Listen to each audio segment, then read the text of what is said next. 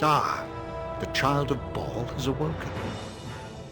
It is time for more experiments. Welcome back to Retro Rebound. In today's video, we are going back to Baldur's Gate, and I'm talking about all of Baldur's Gate, not just the isometric RPGs, but the isometric action RPGs as well in Dark Alliance. I'm very excited about this one because today, ladies and gentlemen, we're getting ready for the release on PlayStation 5 of Baldur's Gate 3. It's been doing stupid well on PC. It's the Dragon Age Origin sequel I never got, and so what I wanted to do was a deep dive on the franchise. For those who are loving Baldur's Gate 3, is the rest of the series worth it? What should you know about it?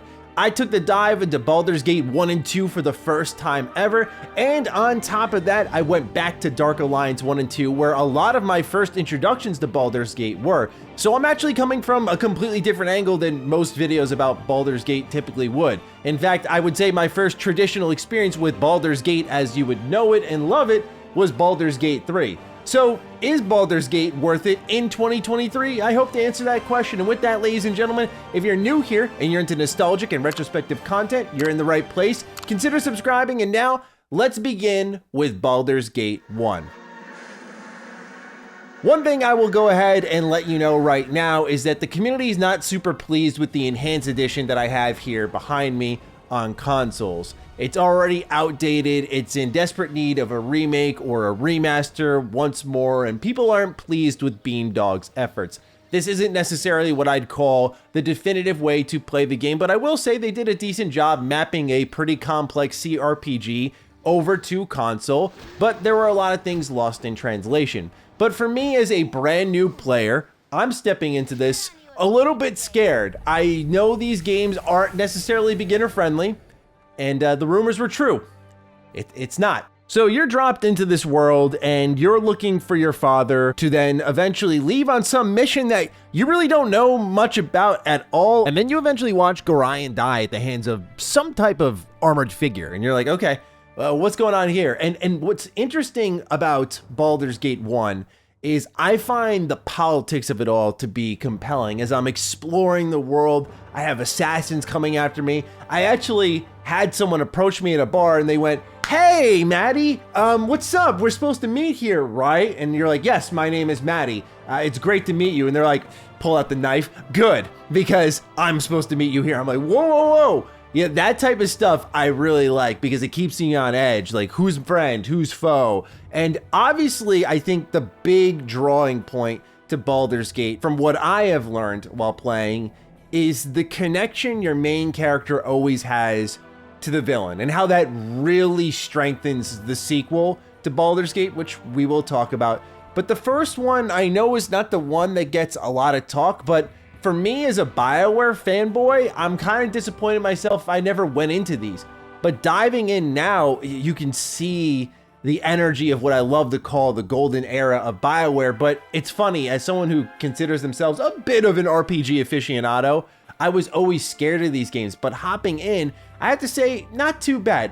The combat is tough. It's a lot of, think of like a VCR tape. You hit the stop button, everything freezes. Then you hit play, and it starts rolling again, right? So think of it like that back then is kind of how I would define the combat. You can pause, switch to all your party members, strategize where you want to go, who you want them to attack, and then watch it all play out. So a lot of the combat's actually going to be done paused, and then you're just going to watch the fruits of your labor afterwards. A lot of people don't like that, and I get it. A series that we're all familiar with nowadays that did it is Pillars of Eternity. So if you kind of like that combat style, you're going to find that similar DNA here in Baldur's Gate.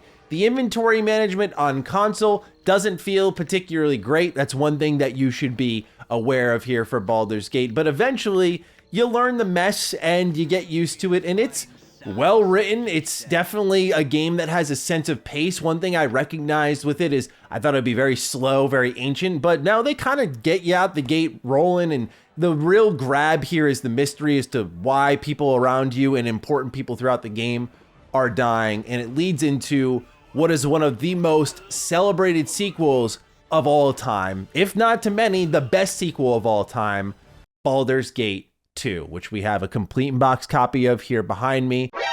And yes, we will be going through it after we talk about it. So one thing I absolutely love about this game off the rip, well, there's actually a lot, I'm not gonna lie. So Baldur's Gate 2 does something that I'm gonna make a really obscure comparison here, but I already warned you in advance that I'm making weird comparisons here as a new fan coming in.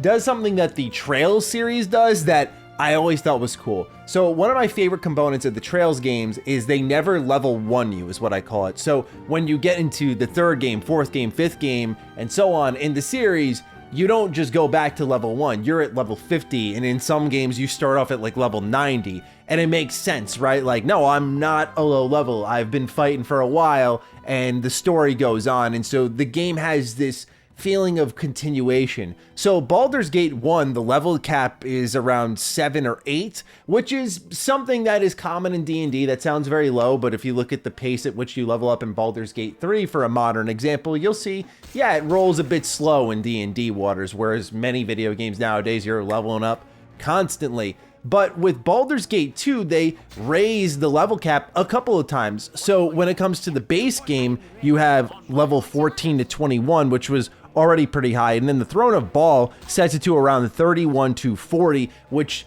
just makes this game massive. Absolutely massive. We've heard the term thrown around, you can sink hundreds of hours into this game and still not be close to done. But like with Baldur's Gate 2, that's legitimately true. This is one of, with the complete set of DLC, one of the biggest RPGs made. But to many, it's also one of the best.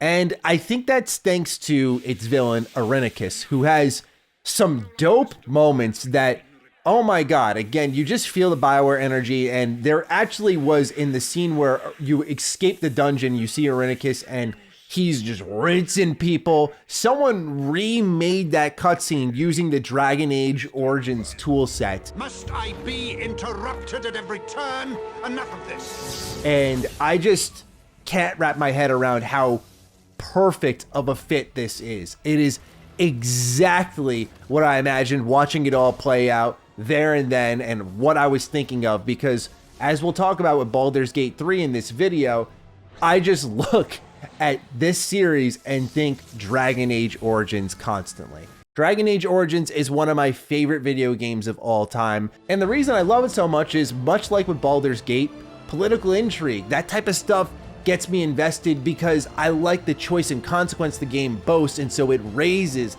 those political tensions. Of course, with Dragon Age Origins, building your own army and making crucial choices was also a cool just game mechanic, if you will, so I was really about that.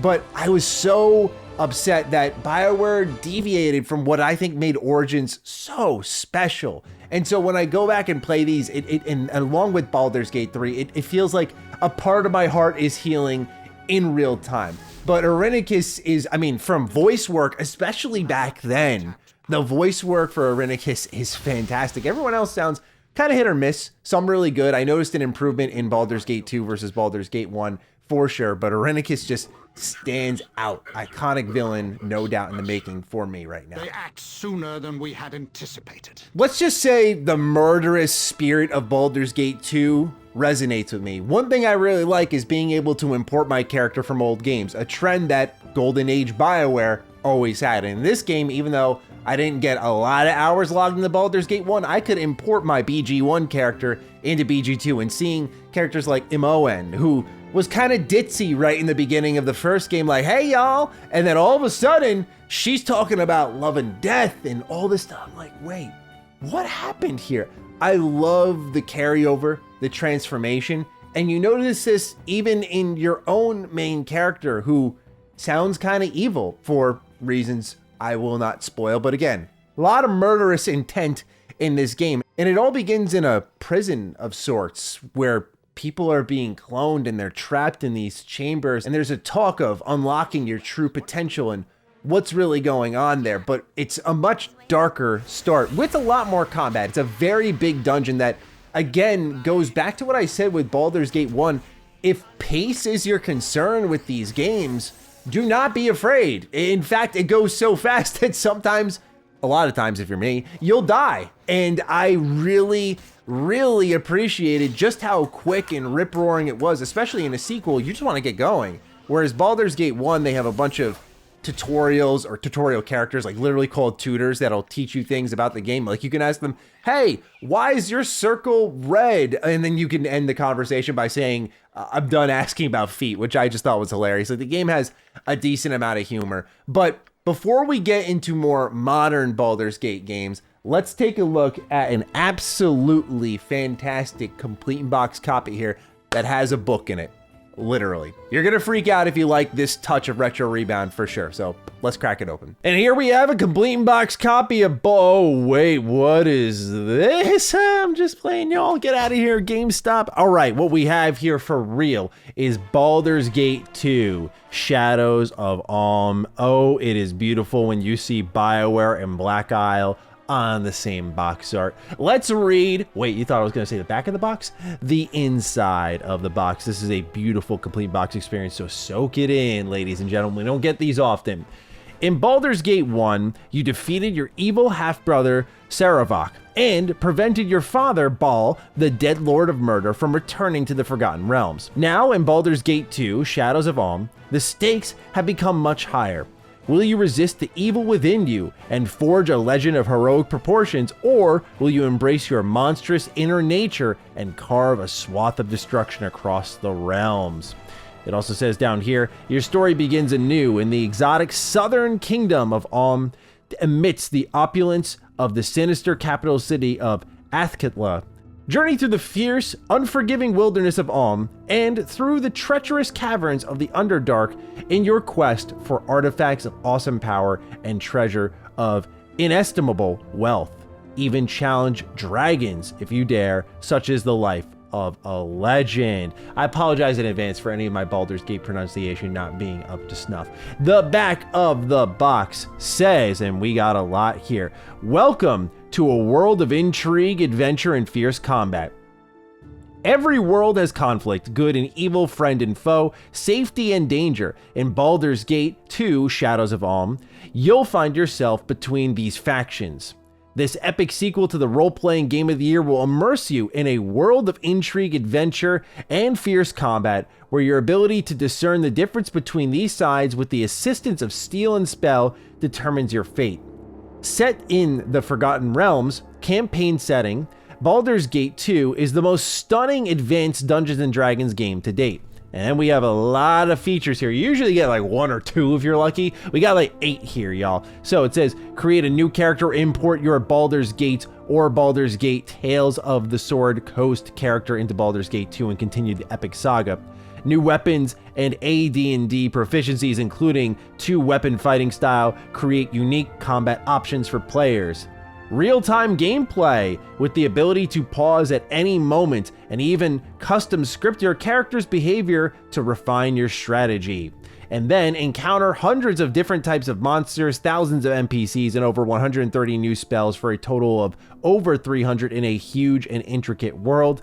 New races and character kits such as the Half-Orc, Beastmaster, Undead Hunter, and Assassin add to an extensive array of character options. It supports 800 by 600 resolution, look at that, full screen mode and 3D acceleration for spectacular visual effects. Wow, we're eating good, ladies and gentlemen. 800 by 600, you see that? It also says here, improved multiplayer support for up to 6 players for the ultimate role-playing experience, and richer quests and subquests, including quests based on class, add more realism than ever before in an RPG. So, beautiful here. Black Isle, BioWare, interplay, you know you're getting the good in the RPG realm with all that. So let's go ahead and slide on open this complete in box, which has a lot to it. So here we have, starting off, not just 1 disc, but 2, but 3, 4 discs. This game has managed to outdisc Lost Odyssey, which we talked about here on the channel, which had 3 discs on Xbox 360. That's how big this game is. 4 discs. Insane. Now, continuing on, my favorite as an Elder Scrolls fan, this is what I think of, a map. It actually comes with a little map here for Baldur's Gate 2, which I gotta say, I appreciate. It's a nice tight one that you can unfold just like this, and you can see the city of Athkatla. You can see all the other areas that you can go to. Beautiful, beautiful stuff there. It's on a very simple piece of printed paper. Like, this isn't like laminate or anything like that, so you can tell printing quality wasn't quite there yet. Here we have the reason I bought all of this in the first place, and that is this game manual right here, which will connect to this quick reference guide. Let's start off with the girth, all right? I'm sorry, we got to appreciate it though. Check this out. Look at that. That's your game manual. You have not read a book as thick as this, all right? That is what I'm talking about, BioWare. Now, what is packed within this game manual, you may ask? Now, look, illustrations be damned, all right? It's a lot of reading. I always talk about in the car reads when it comes to the complete in box experience. You're driving home with the game in hand. This is something you got to post up on the couch, sit down for hours, and just tab through.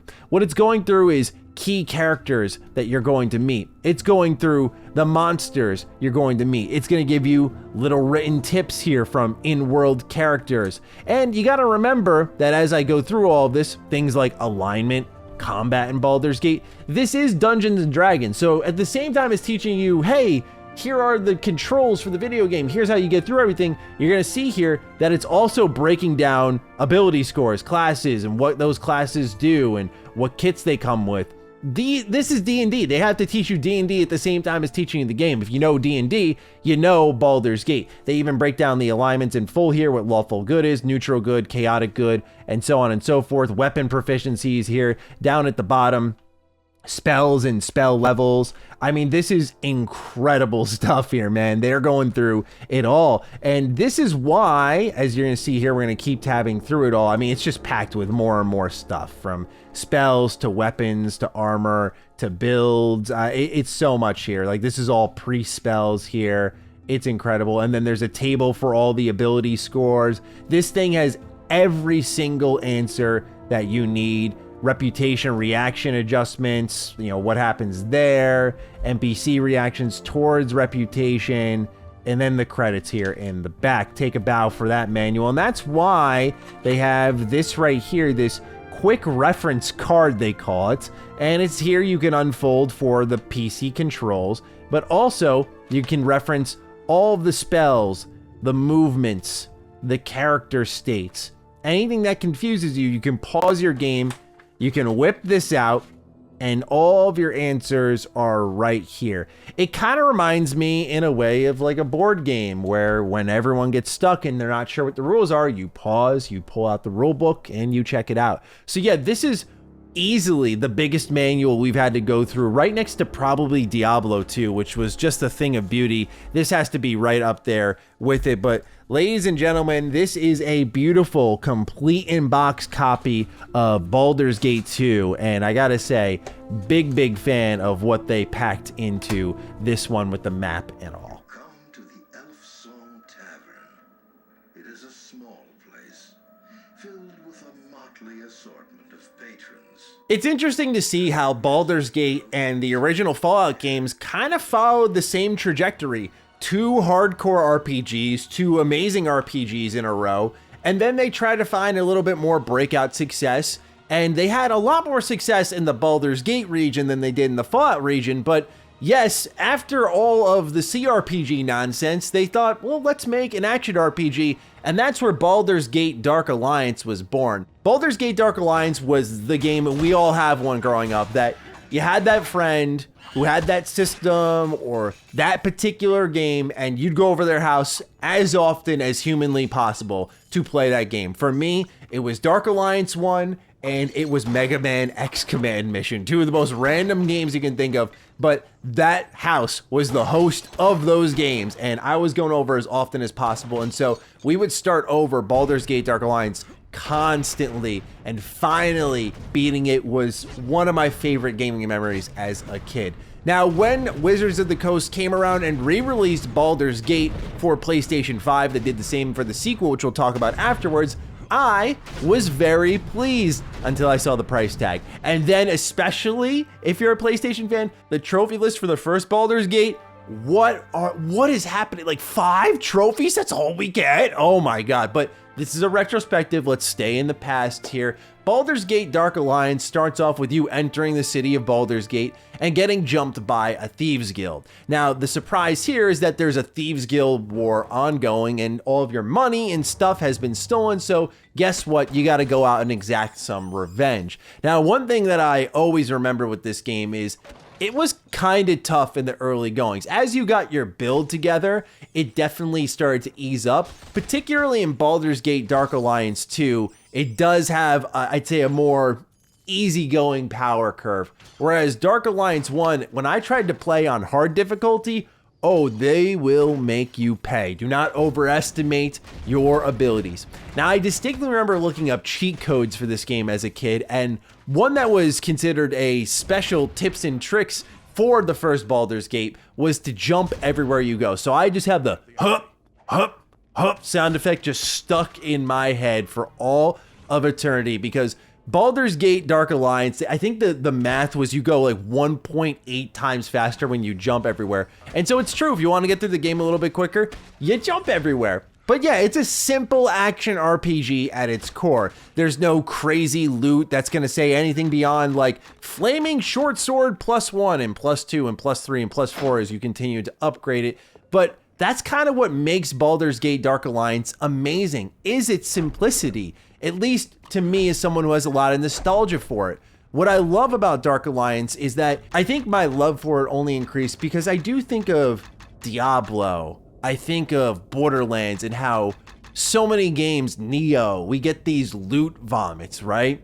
And how complex and overwhelming they've become. But in Dark Alliance, it was like a weapon or two would pop out of a boss and you'd get pretty handsomely rewarded for that. And it was really about that new game plus. It was here with Dark Alliance 2 that my love was born for Champions of Norrath, Champions Return to Arms, which I'm praying also make their way back onto PlayStation 5, because that would be incredible. Those are some of my most sought after games as a kid, and getting them in my collection as a young adult was a pure joy. Now we're in my wheelhouse. Baldur's Gate Dark Alliance for the PlayStation 2, powered by Snowblind. Interplay here. Love the cover art. The back of the box says a new legacy begins. And by the way, if you look closely, you can see your boy right here in the reflection. Enjoy that.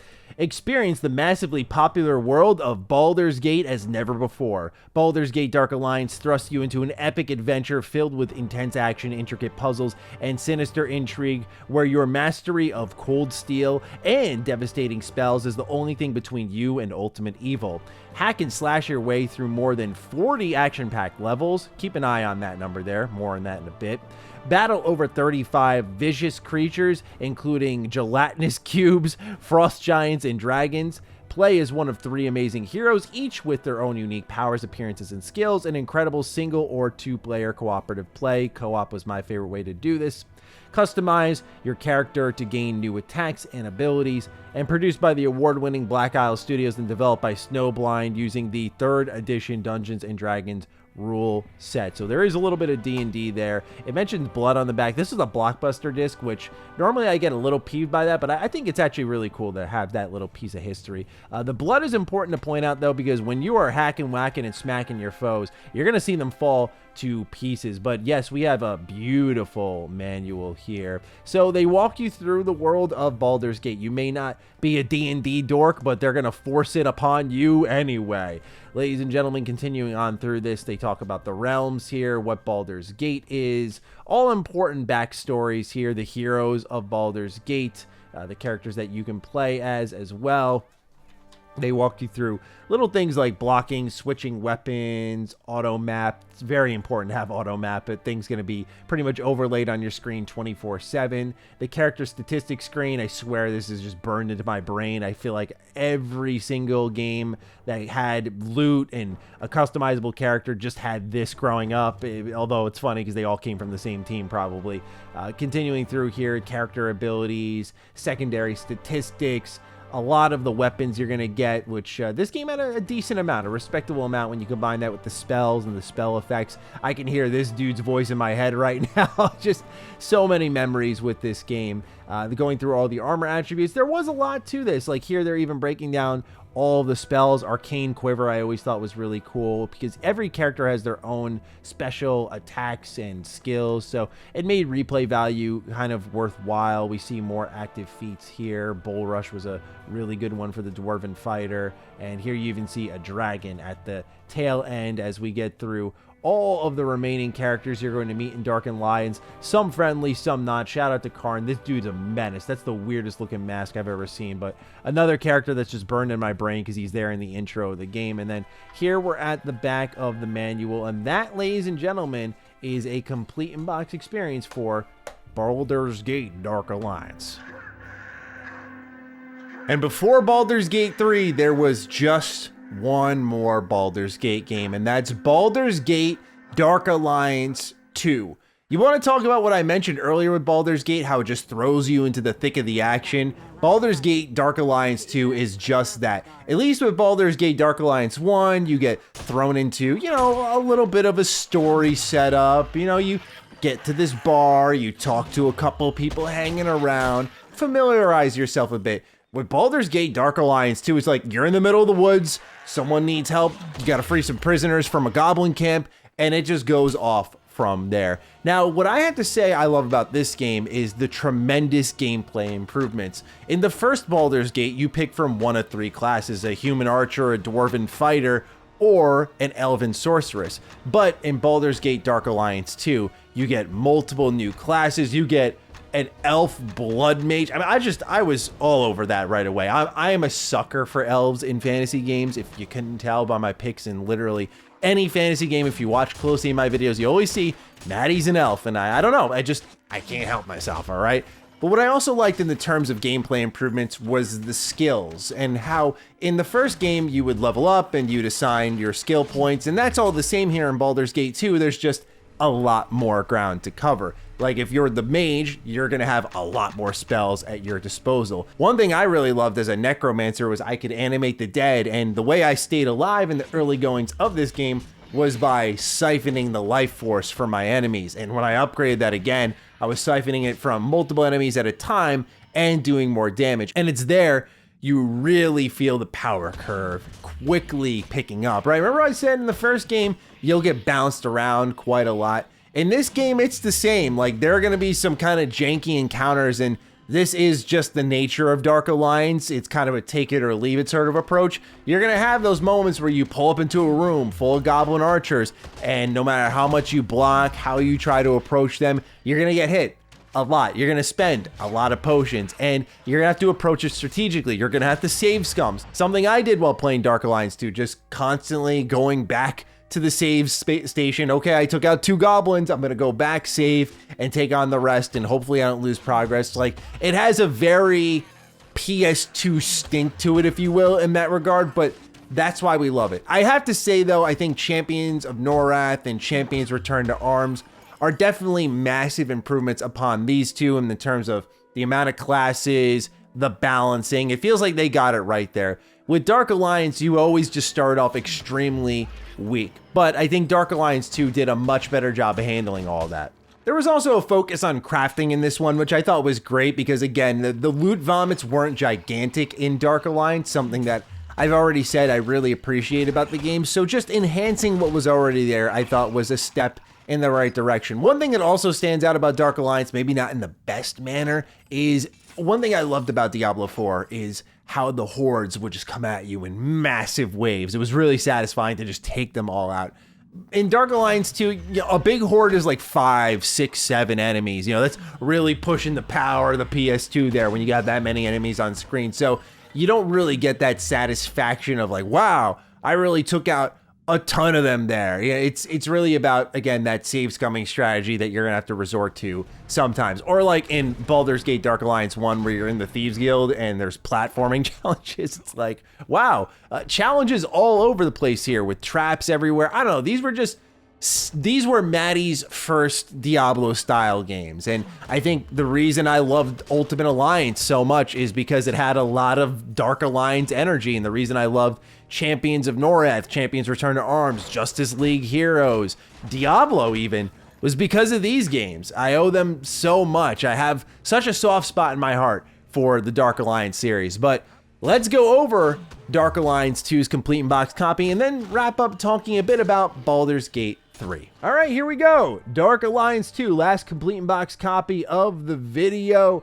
This game had eluded me for so long. It's actually a game I had to buy straight up for this video because I thought I had it on the shelf, but I did not. So I righted that wrong quick. So back of the box says, a new adventure awaits. Unspeakable evil has returned to the legendary city of Baldur's Gate. A call for adventurers echoes through the embattled land.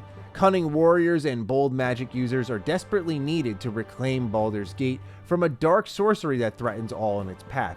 Hack your way or cast powerful spells through over 80 perilous levels. 80 this time. Remember, it was 40 last time, so more than double. Hidden areas, secret characters, and hundreds of items to discover, customize, and use. Forge unique magical weapons and armor to maximize the damage you inflict in battle. I really like this feature. Conquer hordes of beasts and armies of hobgoblins, ghouls, golems, and dreaded dragons. Dragons are back again. Go figure.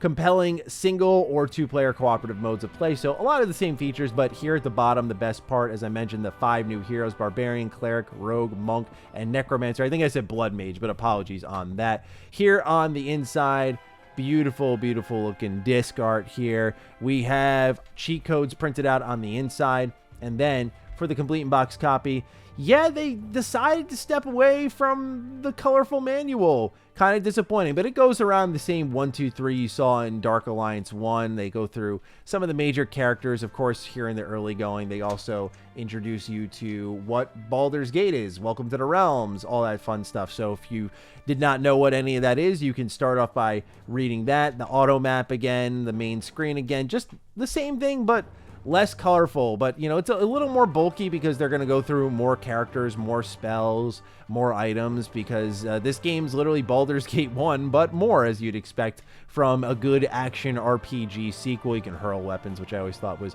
really cool. They go through the workshop here. This was a new thing, so you can add weapon attributes to your weapons, of course, and same thing with armor.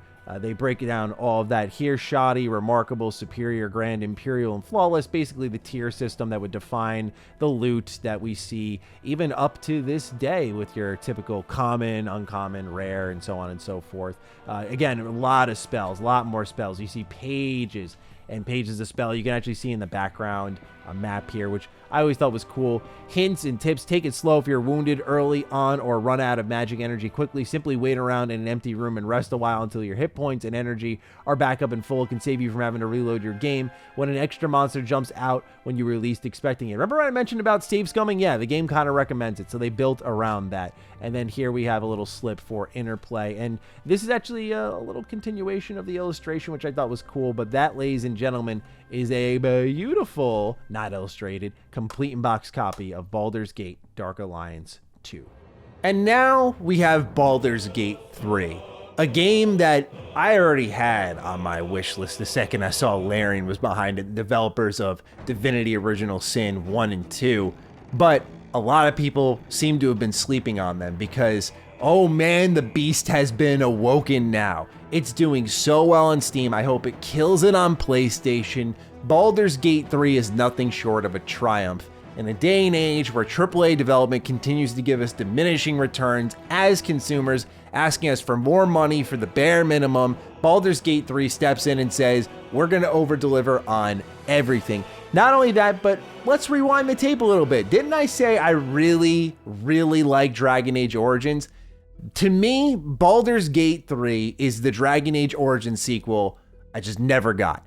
The presentation, the dialogue, the setup for the game even, everything just oozed Dragon Age Origins to me. And honestly, it's what goes around comes around. Playing Baldur's Gate 1 and 2, I see how much of an influence that series had on when BioWare was developing Dragon Age. And now I can see how much Dragon Age Origins in particular had an influence on Larian when they went to make Baldur's Gate 3. There's just so much old school BioWare energy in Baldur's Gate 3, and to me, the success of that game shows that if BioWare gets their act together, they could be one of the most prolific RPG developers once more, because People want that style of game. Like, people were all over the Mass Effect Legendary Edition. They're all over Baldur's Gate 3. Like, this is the type of game people want. Beyond just the conversations and the choice and consequence, it's literally D&D the game. Like, yeah, I know Baldur's Gate 1 and 2 already were kind of doing that, but with the dice rolling, the initiatives, just all that stuff packed into Baldur's Gate 3. It's such an amazing game for those who care about skill checks, role-playing, replay value, especially how they have a particular character that, by the way, amazing voice actor, who, you know, kind of sounds like he may be connected to 1 and 2, which just... I love how much effort Larian puts in from their origin stories, which they borrowed from Divinity Original Sin 1 and 2, where you could kind of play the story as one of the main characters, like Shadowheart, for example, and see it through their lens, or your own custom character. There's just so many ways to play Baldur's Gate 3. It is the perfect love letter to some of the most timeless RPGs ever made. And then you factor in some tough as nails combat, where I have been wiped out so many times in Baldur's Gate 3, but that's why I just can't help but keep coming back. When you throw in co-op, which, by the way, was a strong suit in Dark Alliance, I just have to say that Baldur's Gate 3 is probably a shoo-in for Game of the Year for me, which I know is not an uncommon take, but yeah, if you're snoozing on Baldur's Gate 3 and you like Dragon Age, for example, you should really start looking into this game. It's time, yes, even on console, because playing it with controller on PC works fine. It really is a special video game. And do you need a lot of information on Baldur's Gate 1 and 2 to enjoy 3? They're separate enough where you can enjoy 3 on its own, which is what's fantastic about it. Now, there are people from Baldur's Gate 2 who will, for example, appear in 3, but you know, ignorance is bliss, right? You may not realize it, and it's not going to really disturb your experience, but for those who are into Baldur's Gate, you're going to have a fantastic time noticing these types of things. So everyone kind of wins in Baldur's Gate 3's situation. But is Baldur's Gate 3 worth it as a whole in 2023? I think so. I actually think even after playing BG3 a lot, going back to 1 and 2, while it's a bit of a rough transition in some areas, these games are so well written and have so much going on in them. They're fantastic. Baldur's Gate Dark Alliance 1 and 2 are a little bit of a tougher sell if you don't have any nostalgia attached to them. Still, I have a soft spot for them, and if you like old school action RPGs on the PS2, I think you really like these. And if you like 1, there are a ton there. So there's a pretty big library to dig through after that, beyond Dark Alliance 1 and 2. So with that, ladies and gentlemen, those are just some thoughts on Baldur's Gate as a series. I'm looking forward to seeing your thoughts down below. What do you think about the entirety of Baldur's Gate? Please fire away. And with that, take excellent care of yourselves, and I will see you in the next Retro Rebound. Peace out.